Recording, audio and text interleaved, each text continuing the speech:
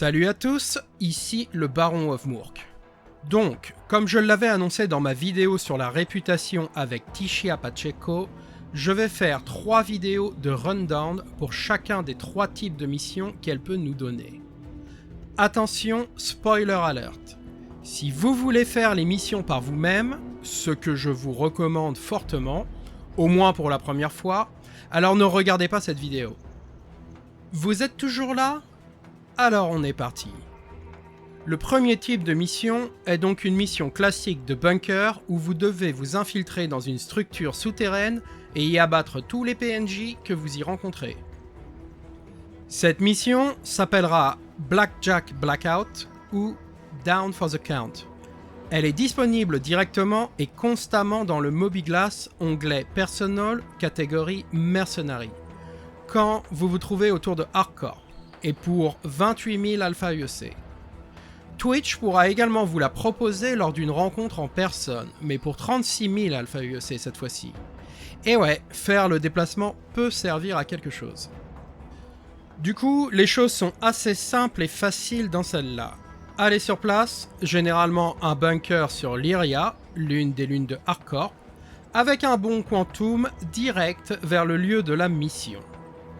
En arrivant, vous serez accueilli par un gros message rouge qui vous prévient que l'accès de la zone est réglementé et qui vous ordonne de faire demi-tour. Ce que vous n'allez évidemment pas faire puisque vous êtes venu exprès pour ça. Vous prendrez donc un crime stat de niveau 1 pour trespassing, intrusion. Autour du bunker se trouvent 2 tourelles automatiques sol-air armées avec 2 repeaters laser attrition taille 4.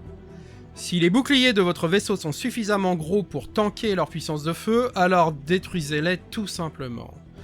Sinon, allez vous poser dans un creux non loin et faites le chemin à pied. Elles ne vous tireront pas dessus hors de votre vaisseau et elles ne ciblent que les véhicules volants. Un véhicule à roues comme un rover ou un buggy ou un tank ne sera également pas pris pour cible. Une fois au sol, approchez-vous du bunker et entrez. Vous trouverez un imposant monte-charge qui vous permettra de descendre au sous-sol. Activez et vérifiez votre loadout, medpens, armes et munitions équipées. Personnellement, j'aime beaucoup le Karna Plasma Rifle, comme certains d'entre vous ont déjà dû le constater. Une fois en bas, il y a 6 PNJ que vous allez tous devoir abattre pour compléter la mission. Ils sont généralement armés de submachine guns P4 ou de fusils à pompe que vous pourrez looter après les avoir tués. Un petit topo rapide pour les éventuels nouveaux joueurs, car looter peut être assez contre-intuitif dans Star Citizen, comme pas mal d'autres choses en fait. Si une arme se trouve au sol, accroupissez-vous près d'elle, puis appuyez et maintenez la touche F pour passer en mode interaction. Là, vous aurez de nombreuses options. L'option Equip et l'option Carry vous feront prendre l'arme directement dans vos mains. À la différence que Carry vous mettra en position de repos avec l'arme sur le côté plutôt qu'en position prêt à tirer. Un simple clic gauche-souris replacera l'arme en mode normal pour le combat. L'option Stow placera l'arme sur votre épaule. Si et seulement si vous avez un espace d'arme libre sur l'une de vos épaules. Une fois l'arme placée sur votre épaule, vous pourrez la voir dans l'onglet Equipment Manager et si vous la déséquipez de votre loadout, elle ira rejoindre votre inventaire global. Maintenant pour revenir aux PNJ, vous pouvez tenter de la jouer furtive et de vous les faire au couteau, mais généralement ils ne sont pas trop mauvais à vous repérer car ils détectent également les sons. Si vous tirez, ils seront tous immédiatement alertés et ils chercheront à vous engager tous en même temps, tout en se plaçant à couvert.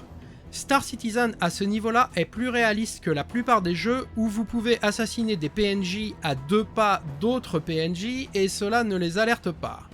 Ici, si l'alarme est donnée, tous les PNJ seront alertés en même temps et connaîtront la position où vous avez été vu pour la dernière fois. Faites aussi attention car ils sont capables de vous contourner. En définitive, comme avec de nombreuses autres missions qui incluent du combat contre des PNJ, l'état du serveur est déterminant pour savoir à quelle vitesse ils vont être capables de réagir. Néanmoins, à la différence du combat en vaisseau, vous ne possédez pas de bouclier à pied pour temporiser. Et si l'un d'eux est capable de procéder à un tir sur vous, cela peut très vite se terminer à la morgue, surtout avec un peu de D5.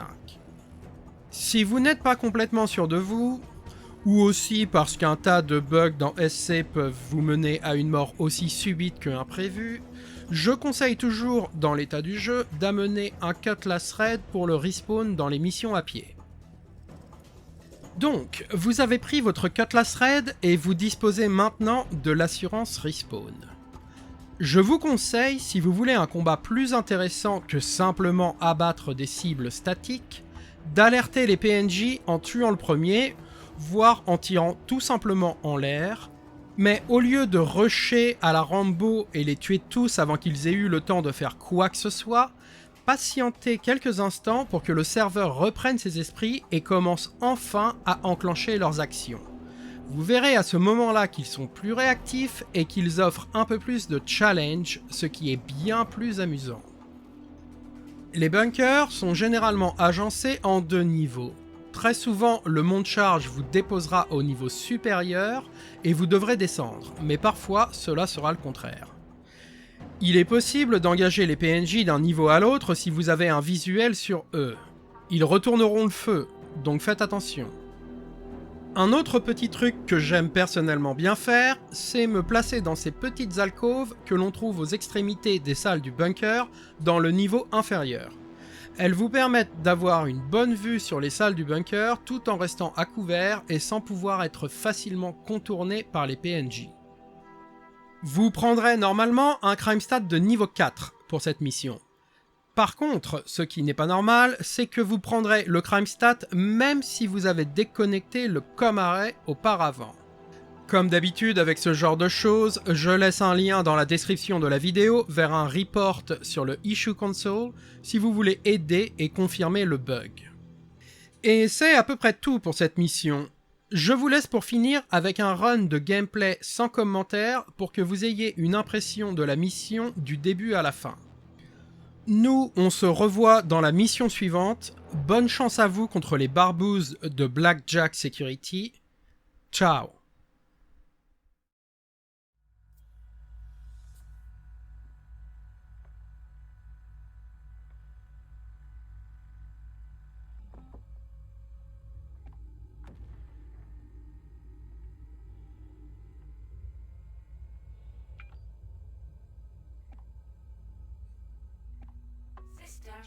Powering down.